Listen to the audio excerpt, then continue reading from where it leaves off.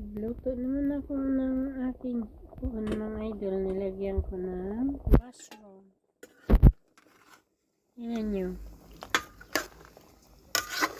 Para-paraan lang din kasi masarap yung gulay. Sarap yung may gulay, diba?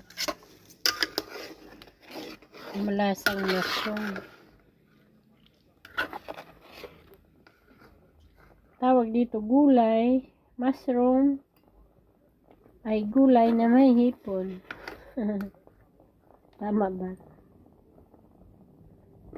Mushroom na may hipon ang title natin.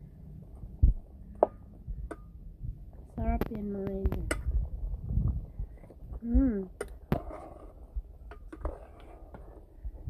Yum yum. Yummy yummy.